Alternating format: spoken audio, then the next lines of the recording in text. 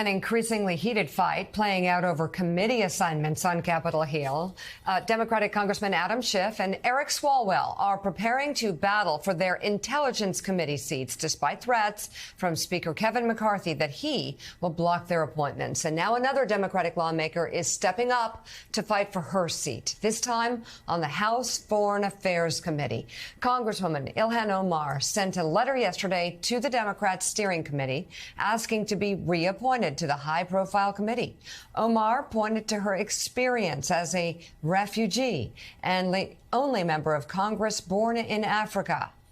Speaker McCarthy has promised he would try to remove her from the panel over comments she made in the past about Israel that some considered to be anti-Semitic. Omar has apologized for those comments. Well, I mean, has Donald Trump apologized for his anti-Semitic remarks? How about the insurrection? Well, but has he apologized for having white supremacists and Nazis and anti-Semites? He just had a remark on his whatever made-up social media, because he can't get on any other social media platform, yesterday, I believe, making disgusting comments about a politician's wife and calling her a name. Right. I mean, that's racist. He made a racist remark about Elaine Chao, who used to work for him. I'm not hearing Kevin McCarthy talking about that. He had an anti-Semite to dinner recently, a white nationalist. Well, actually, two anti-Semites there, a neo-Nazi. I haven't heard Kevin McCarthy demanding an apology from Donald Trump for that. So, again, it seems to me, again, selective outrage over the debt, selective outrage over the deficit, and selective outrage over comments made about Israel. In complete hypocrisy. Congresswoman Omar joins us now. Thank you very much for joining us this morning. Any word on the possibility of keeping your seat on the committee? Well, good morning to you all. The steering committee on the Democratic side has just gotten the ratios from the Republican conference. So we are still going through committee appointments. I should hear by Friday on the appointment to the Foreign Affairs Committee, where I am set to actually be ranking on the Africa subcommittee. And then we will hear what the Republicans want to do. Do they want to continue this hypocrisy of saying that they are upset that, Republicans were taken off committees and that they are going to govern differently? Or do they want to come back for vengeance and take me off my committees to punish me for the fact that we actually took people off their committees, not for their comments, but the fact that they were endangering the lives of their fellow colleagues in Congress. The situation with Gulzar, as you remember, was he had an anime video featuring him killing one of my colleagues, Alexandria Ocasio-Cortez, the president of the United States, Biden, and Speaker Pelosi. And then you have people like Marjorie Taylor Greene with the Jewish laser stuff, but she actually was not taken off her committees for that. She was taken off her committees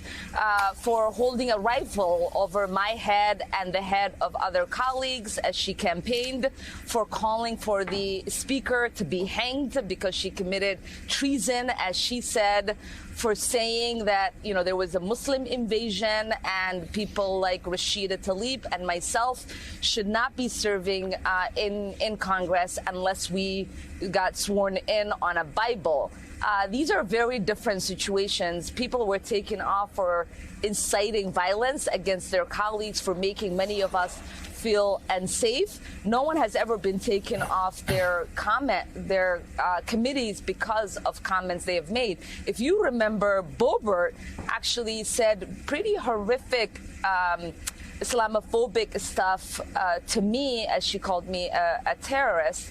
And Speaker Pelosi decided not to take her off her committees because she knew that that wasn't the path forward. And I hope that Republican colleagues who voted to keep Marjorie Taylor Greene and Gosar on their committees and campaigned against taking Boebert off her committees now follow the president they sent to not take people off their committees.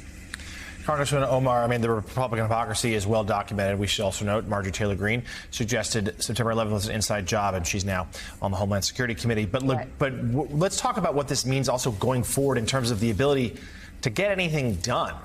Is there any chance, seeing the list you just enumerated there, what is your confidence level that you and the Democrats will be able to work with these Republicans on just about anything?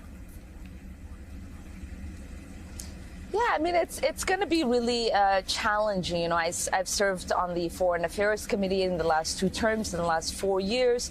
I served on the Africa Subcommittee, where I'm set to be ranking.